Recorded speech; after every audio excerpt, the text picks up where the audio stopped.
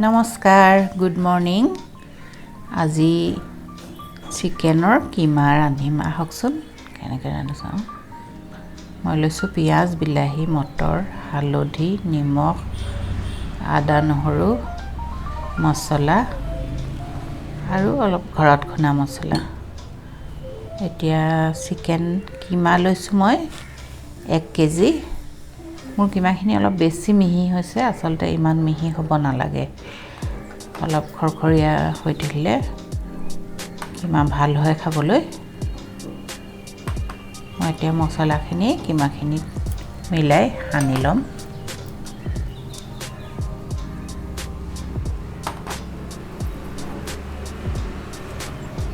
ক'ভিডৰ প্ৰকোপ অলপ কমিছে নহয় জানো, ভাল লাগিছে অলপ।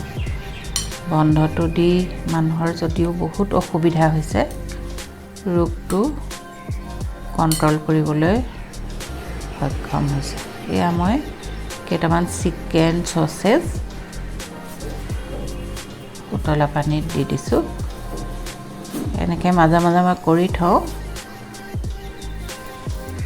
বাৰ্গাৰ, চেণ্ডউইচ আদিত দি খাবলৈ, এনেও স্লাইচ কৰি ফ্ৰাই কৰি খাবলৈ ভাল।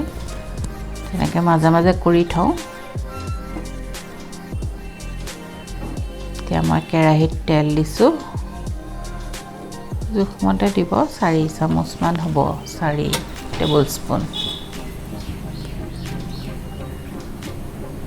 প্ৰথমতে পিঁয়াজখিনি ভাজি ল'ম। মছলাখিনিতো মাংসত সনাই আছে।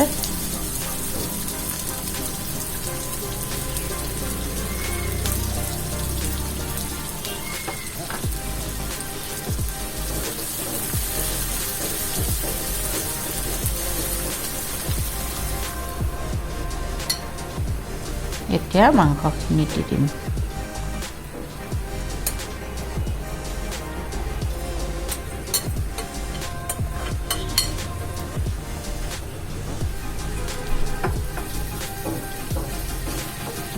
মাংসখিনি ভালকৈ ভাঙি লৰাই ভাঙি লৈছোঁ।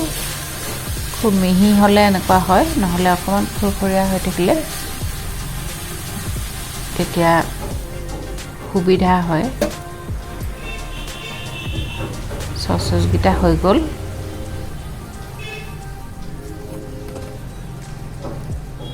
তাতে মই বিলাহীও দিলোঁ অলপ। এয়া দিছোঁ গৰম মছলাৰ গুড়ি। মটৰ দি দিছোঁ, 1 কাপ হ'ব মটৰ।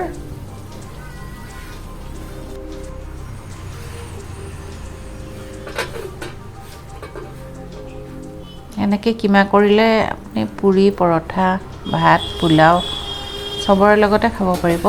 আকৌ অকণমান শুকুৱাই ল'লে ইচ্ছা কৰিলে চিঙৰাটো দিব পাৰিব, চেণ্ডউইচত দিব পাৰিব, ৰোলত দিব পাৰিব। কেইবাটাও ইউজ হয় ইয়াৰ।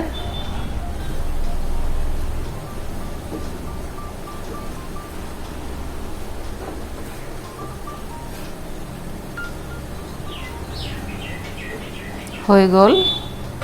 ধন্যবাদ।